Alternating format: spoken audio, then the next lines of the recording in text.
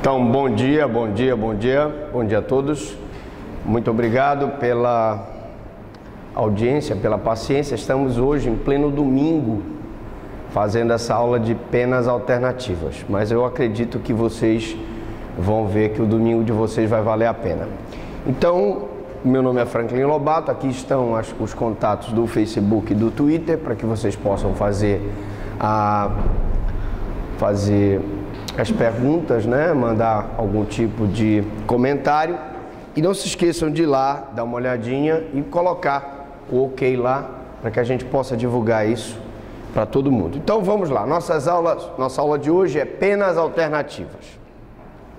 Nós dividimos a aula da seguinte forma: nós vamos falar umas primeiras palavras, que seria uma introdução, depois eu vou mostrar para vocês um pequeno histórico, depois eu vou para o conceito, depois eu vou para a natureza jurídica da pena alternativa, requisitos para a aplicação da pena alternativa, as espécies de pena alternativa, as vantagens e desvantagens da pena alternativa e, finalmente, a nossa conclusão e, por fim, a bibliografia para que vocês possam aprofundar o conhecimento. Então, vamos lá. Primeiras palavras. A aplicação das penas alternativas no Brasil ainda é totalmente incipiente.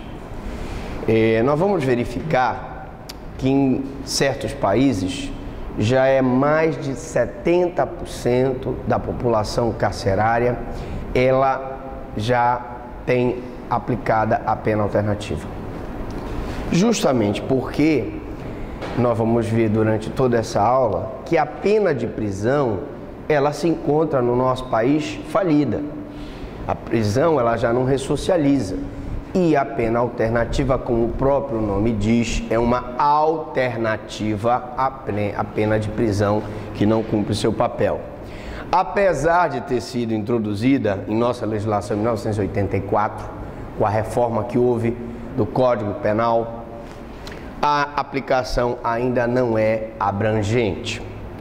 Apesar de ter sido introduzido em nossa legislação, como eu disse, hoje apenas 9% dos condenados cumprem penas alternativas no Brasil, enquanto que lá no Reino Unido são 80%. Então veja, eu poderia falar para vocês que além da questão da ressocialização, de você não tirar o condenado do seio de sua família ou próximo ao seu local de trabalho, nós temos também uma questão econômica. Eu posso provar matematicamente para vocês que a aplicação da pena alternativa é muito mais negócio do que a pena de prisão. Vocês terem uma ideia, só vocês imaginarem, só por amor ao debate, eu gasto hoje cerca de quase R$3.000 para cada preso. Se eu fizesse realmente uma garimpagem, fizesse uma visita carcerária e constatasse aqueles presos que realmente podem ser beneficiados pela pena alternativa, eu teria aí milhares, talvez, seriam liberados para cumprir prestação de serviço à comunidade, né? Para ser apenas interditados de direito, ser impedido de frequentar determinados lugares, e isso já faria com que o sistema carcerário que está sobrecarregado se desafogasse, tá? Mas no decorrer dessa aula, nós vamos conversando sobre essas situações. A tendência atual é restringir mais e mais a aplicação da pena privativa de liberdade pela incontestável falência desse instituto, normalmente quando se objetiva a ressocialização do condenado. E vocês podem ter certeza que é isso mesmo que está acontecendo. Vou dar um exemplo. A nossa lei de prisões, ela veio, prisões e medidas cautelares alternativas, ela veio justamente nesse sentido. Hoje a prisão do indivíduo, tá? Ela deve ser uma exceção. Eu só vou prender um indivíduo se ele praticar um crime hediondo, se ele praticar um crime assemelhado ao hediondo, ou seja, se ele praticar crimes graves, como homicídio qualificado, como a extorsão mediante sequestro, como latrocínio, como estupro. E vou deixar para aqueles crimes de médio e pequeno potencial ofensivo a aplicação da pena alternativa. Então, vocês verão que daqui para frente, depois vocês vão dizer, poxa, o professor tinha razão, nossa tendência da legislação vai ser cada vez mais não aplicar a pena de prisão. Eu não sei se vocês ouviram falar, mas está sendo implantado já com sucesso a audiência de custódia. O que é audiência de custódia? O acusado, ele se apresenta na frente de um juiz, esse juiz vai estar ladeado de um promotor e um defensor, e esse juiz tem a obrigação de verificar se aquela pena dele realmente pode ser substituída, se aquela prisão dele pode ser substituída por uma pena alternativa. Por exemplo, uma alternativa hoje à prisão é o monitoramento eletrônico. Uma alternativa hoje à prisão são as diversas espécies de penas alternativas que nós temos, né? O comparecimento periódico do acusado perante o juiz. Então, eu tenho várias formas de impedir a prisão e hoje eu posso afirmar que isso é uma tendência. Nós só vamos agora aprender realmente porque naquelas situações em que o crime for de realmente grave ou gravíssimo potencialidade ofensiva. Para vocês um pequeno histórico. As medidas alternativas à pena privativa de liberdade conheceram a realidade no Código Penal Soviético em 1926, que já previa a prestação de serviços à comunidade. Claro, mesmo se vocês verificarem que em 1926 a União Soviética ainda tinha um regime totalitário, através primeiro do Lenin e depois do Stalin. Mesmo assim, o governo soviético teve a grande ideia de que naquelas infrações de menor potencialidade ofensiva, ele aplicava a pena alternativa. É lógico, você vai me dizer, poxa, mas eu ouvi falar que o Joseph Vissarionovich Dukashvili, que é o Stalin, Joseph Stalin, ele mandava o pessoal cumprir pena lá na Sibéria. É verdade. Os prisioneiros soviéticos na época eram levados para a Sibéria e ajudavam a construir a Transiberiana, que é uma das ferrovias maiores do mundo. Só que, claro, eu estou falando aqui de penas alternativas. E desde quando ela começou a ser aplicada no Código Soviético, já se previa que ela só seria aplicada para aquelas situações de menor potencialidade ofensiva. A mais bem-sucedida experiência de trabalho comunitário, a Community Service Order. A Community Service Order, ela aconteceu na Inglaterra através do Criminal Justice Act, em vigor desde 1972. Então, na Inglaterra, como eu disse, já é aplicada em larga escala essas penas alternativas, né? Então, nós já aplicamos na Inglaterra essas penas alternativas com bastante sucesso. Eu sempre conto uma historinha que os ingleses fizeram duas coisas em 1972. Eu vou explicar as duas coisas aqui. A primeira foi a aplicação das penas alternativas. Os ingleses tiveram a ideia, e isso foi em 72, já verificavam e já vinha sendo aplicado desde 1926 na União Soviética, vamos aplicar aqui também. Naquelas infrações de menor potencialidade ofensiva, eu aplicava a pena alternativa. Eu mantinha o cidadão longe do cárcere, eu mantinha o cidadão junto com a família, eu mantinha o cidadão no emprego. Mas nessa época os ingleses também perceberam que eles tinham um problema sério de criminalidade infanto-juvenil. E fizeram uma pesquisa no Canadá. Compararam os dados do Canadá e os dados do Reino Unido. e chegaram à seguinte conclusão: bom, mas como é que o Canadá não tem tanta criminalidade infanto-juvenil e nós temos? Foi daqui, foi dali, fizeram a pesquisa e chegaram à seguinte conclusão: o Canadá, desde aquela época, tinha um programa de inserção do jovem em esporte. Então o jovem ia para campeonato de futebol, para campeonato de basquete, para campeonato de vôlei, para campeonato de natação. Normalmente eram escolas em tempo integral e que, quando o jovem saía, ainda tinha um período para que ele ficasse praticando esporte. Muito bem.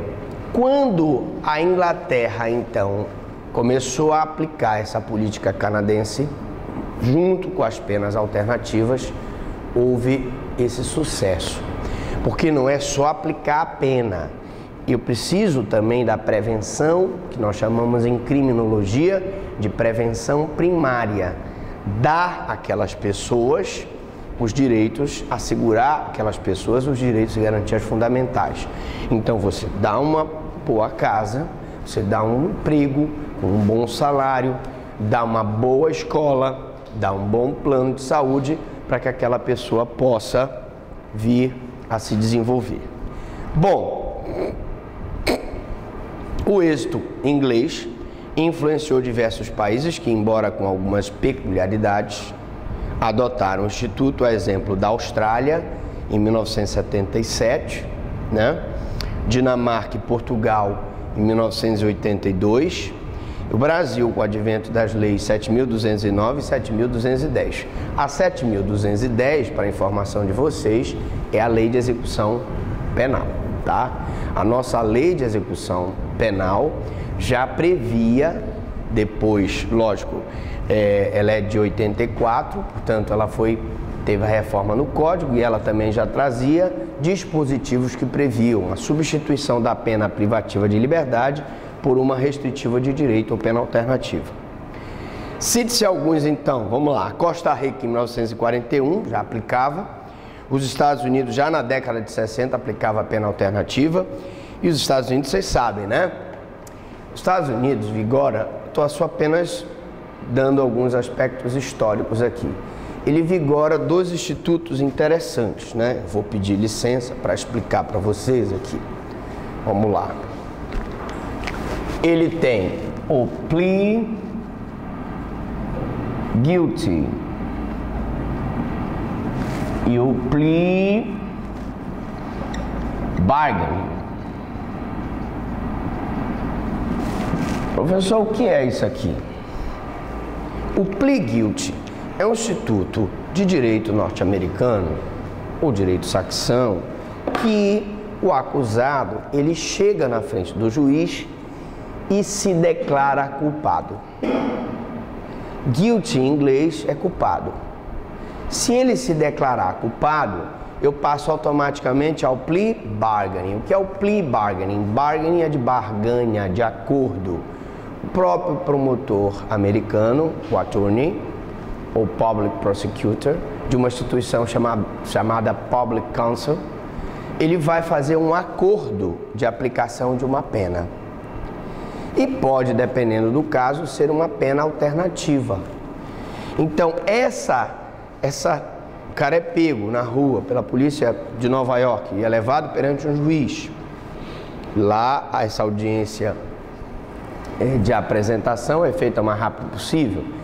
E se ele se declarar perante o juiz, sou culpado, I'm guilty, o juiz imediatamente, então, negocia o acordo com o promotor. O promotor logo negocia a aplicação de uma pena alternativa. Mas, professor, por que lá funciona e por que aqui não funciona? Porque lá tem uma coisa que aqui nós não temos, que é o agente da condicional. O agente da condicional, traduzindo, é uma pessoa que é funcionária do Estado e se encarrega de fiscalizar o cumprimento da pena alternativa. Porque não é só a pessoa reconhecer a culpa perante o juiz, não é só o promotor negociar a pena alternativa com o acusado, mas fundamentalmente tem aquela pessoa que vai fiscalizar se ele está cumprindo a pena, tá? Então, mais alguns países: Polônia em 1969, Bulgária e Tchecoslováquia na mesma época. Lembrando que hoje não existe mais Tchecoslováquia, é República Tcheca e Eslováquia. República Tcheca e Eslováquia se desmembraram, né? Embora não se disponha da data. E aí vocês vão me desculpar, mas eu não encontrei a data. Inglaterra em 77, Colômbia em 79, Itália e Holanda em 81, Portugal, Dinamarca em 82, já falamos, e a França em 83. No Brasil, a inovação surgiu com a alteração do artigo 698 do CPP pela Lei 6.416 de 77, que incluiu como condição de suspensão condicional da pena a prestação de serviço à comunidade. O primeiro dispositivo sobre penas alternativas não foi de 84, ele foi de 77. Ele não trazia ainda categoricamente o capítulo penas alternativas, mas ele já trazia como condição do SURSI a prestação de serviço à comunidade. Isso vale até hoje. Nós vemos que no primeiro ano de cumprimento do SURSI, a pessoa tem que se submeter a uma prestação de serviço à comunidade. Muito bem. Entretanto, a reforma penal de 1984 é que lhe deu um impulso maior. Foi aí que foi trazido o capítulo mesmo de penas restritivas de direito, foi elevada a uma categoria de pena autônoma, ela se desvinculou do SURSI e passou a ser uma pena alternativa, né? Além de condição do livramento condicional da pena. Hoje também eu tenho ela como condição do livramento condicional. Se você não cumpriu a pena alternativa combinada, você não terá preenchido o requisito para a concessão do livramento condicional e também do regime aberto. Então veja que hoje a pena alternativa ela é tão importante que ela é condicionada no primeiro ano do SURSI, ela é um requisito para a concessão do livramento condicional e ela é um requisito para o regime aberto. Você quer ser beneficiado pela progressão de regime no regime aberto, você precisa da pena alternativa. A Lei 8.714 de 98, chamada Lei das Penas Alternativas, e aí a lei mesmo de uma previsão específica de pena alternativa só veio em 98, trouxe inúmeras novidades, como a perda de bens, naquelas situações em que, por exemplo, a pessoa praticou um pequeno furto, houve a pena alternativa e um dos requisitos é a perda do bem que ele adquiriu irregularmente. A prestação de serviço à comunidade, que já existia. Você pode deixar aí, querida, por gentileza? Obrigado. 2. Pronto, obrigado. A limitação de fim de semana e a interdição de direitos. Nós vamos falar uma por uma, não se preocupe, eu estou apenas citando a parte aqui do que a lei trouxe, né? Mas, antes de abordar o tema desta aula, Mister se faz uma breve volta ao tempo. A pena privativa de liberdade foi um mecanismo mais de caráter vingativo do que punitivo ou repressivo, como podemos verificar na obra de Beccaria, dos delitos e das penas. Eu sempre recomendo para os meus alunos de pós-graduação a leitura do livro do Beccaria, porque lá nos delitos e das penas ele faz uma análise do cumprimento dessas penas e chega à conclusão que aquele caráter que nós tínhamos no primeiro momento, ressocializador, na verdade ele não é cumprido na pena de prisão. Na verdade, a pena de prisão, e essa foi a conclusão do Beccaria pelos seus estudos, ela é uma punição pura e simplesmente. E se ela não cumpre esse papel ressocializador, para que eu vou continuar insistindo na aplicação dessa pena? Essa que é a questão.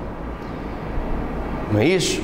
E se ela tivesse cumprindo, se ela viesse cumprindo o seu papel, eu aplicaria ela com certeza em maior escala. Claro, você vai me dizer assim, mas professor Franklin, eu não posso pegar uma pessoa que praticou um homicídio, um latrocínio e substituir por uma pena alternativa. E nem eu estou propondo isso. Realmente existem situações em que o cidadão, ele praticou um crime gravíssimo e como tal deve permanecer no cárcere. Não sou contra. O que eu estou dizendo é que naqueles crimes de menor e médio potencial ofensivo, eu devo aplicar a pena alternativa. Eu não devo formar grandes enunciados, colocar grandes formalidades para a aplicação dessa pena. Porque essa pena, ela além de ser mais eficaz, ela além de ser mais econômica, ela mantém o cara perto da família, ela mantém o cara no seu trabalho e ela evita as consequências da privação da liberdade. Dadas as consequências que traz o sistema carcerário brasileiro, a pena privativa de liberdade, na maioria dos casos, não atinge o objetivo de ressocialização devido, entre outros aspectos. Então agora nós vamos mostrar para vocês alguns aspectos maléficos da pena privativa de liberdade. Primeiro, superlotação carcerária. Nós falamos já em várias aulas, mas não custa nada repetir. Atenção, gente, são dados aproximados. Eu não sou muito bom em decorar números, mas hoje nós temos aproximadamente no Brasil, aproximadamente 500 mil presos. E temos aproximadamente 500 mil mandados de prisão. Se passar a questão da redução da menoridade penal, nós teremos mais 1 milhão, mais uns 250 a 500 mil menores, maiores de 16 e menores de 18 anos presos. Quanto é a capacidade do nosso sistema penitenciário? Em torno de 378 mil vagas. Onde é que eu vou colocar aí essas 600 e poucas mil pessoas a mais? Não tem como. Ou eu construo mais presídios e não resolve a construção de mais presídios. Se você me perguntar se eu, como criminalista e como professor de criminologia, professor Franklin, resolve, o que resolve mais? Eu construir um presídio para 1000 vagas ou construir 10 presídios cada um para 100 vagas? Eu vou te dizer, é você construir 10 presídios, cada um com 100 vagas. Por quê? Explico. Se tu constrói um presídio com 1000 vagas, a possibilidade de tu teres controle sobre os 1000 detentos é muito menor. Se você constrói um presídio para 10 presídios para cada um para 100 vagas, a possibilidade de controlares os 100 é maior. Tudo é uma questão de controle, tudo é uma questão de presença do Estado. Já está provado, cientificamente, que a presença do Estado inibe a criminalidade. Que a presença do Estado, ela é decisiva na eficácia do cumprimento de pena. Então, o nosso problema não é construir presídios. O nosso problema não é aumentar as penas do Código Penal. O nosso problema é fazer com que o Estado brasileiro gere condições para que todos vivam com dignidade. Eu não posso permitir que um país tenha uma inflação de 2 dígitos.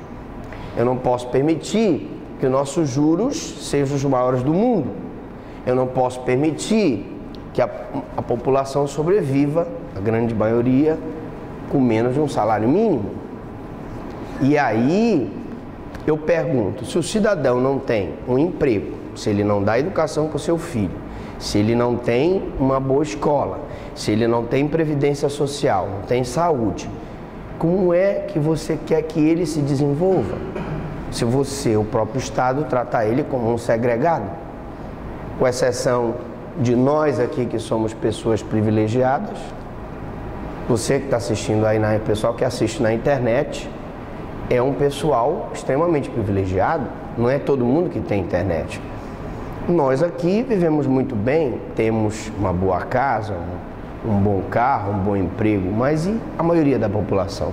Enquanto eu não pensar em sistematicamente, para levar o Estado e os benesses do Estado para todos, eu não vou poder combater com correção a criminalidade. Tá? Então vamos lá, vamos ver aqui. Superlotação carcerária é um problema. Ociosidade do preso. Mas, professor Franklin, hoje nós não temos a remissão para cada 3 dias trabalhado, o cara diminui um dia de pena. Nós temos a redução pela leitura, nós temos a redução por curso profissionalizante. O preso no regime, tanto no fechado, quanto no semiaberto, quanto no aberto, e principalmente no aberto, ele é obrigado a trabalhar. Mas mesmo assim o senhor está falando em ociosidade do preso? Sim, porque a nossa lei de execução penal ela não é cumprida. Se todo preso estivesse trabalhando e se qualificando, porque também não é só de trabalhar na cadeia, minha senhora. Eu preciso qualificá-lo, que uma hora ele vai sair do cárcere.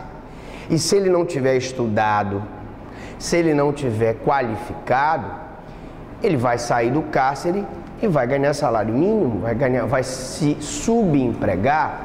E na cabecinha dele, contaminada pela escola da criminalidade lá na cadeia, ele vai dizer assim, poxa, para que eu vou ganhar salário mínimo se eu fizer uma parada, né? Pegar uma arma e assaltar e fizer uma parada, eu vou ganhar R$2.000 só numa parada. Então são essas coisas que tem que ser pensado, né? Claro que existe muita sem vergonhice aí, o cara realmente não quer trabalhar porque ele não quer. Mas a maioria das pessoas, se der condições, ele vai trabalhar sim, né? Falta de assistência médica e familiar. Tanto nós temos nos presídios, né? Quem está fora já enfrenta dificuldade de atendimento médico, imagine quem está lá na cadeia. Professor, mas tem a permissão de saída que o preso pode receber atendimento médico, odontológico? Mas será que o preso recebe esse atendimento de forma adequada? Será que existe uma preocupação com o fornecimento de uma alimentação adequada para o preso? Custo financeiro de manutenção do preso. Vamos lá. Vamos colocar aqui 500 mil presos. Se eu pegar 500 e multiplicar por 2.000 para cada preso, e apenas é uma hipótese, né? 2.000 eu teria 2 vezes 5, 10. Eu teria aqui o quê? R$1 milhão, não é isso? Por mês, 1 milhão. Suponhamos, só por amor ao debate,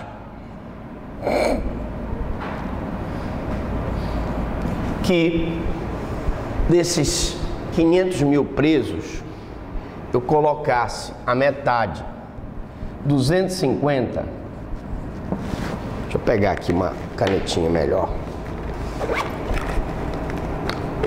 tá aqui essa vermelha, pegasse 250 aqui, ó, 250 mil, e colocasse eles para cumprir pena alternativa.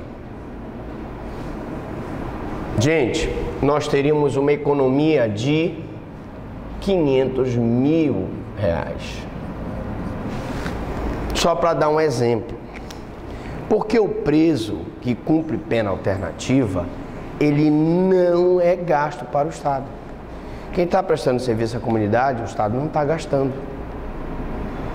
E ao passo que o preso que está cumprindo pena, ele está sendo pago.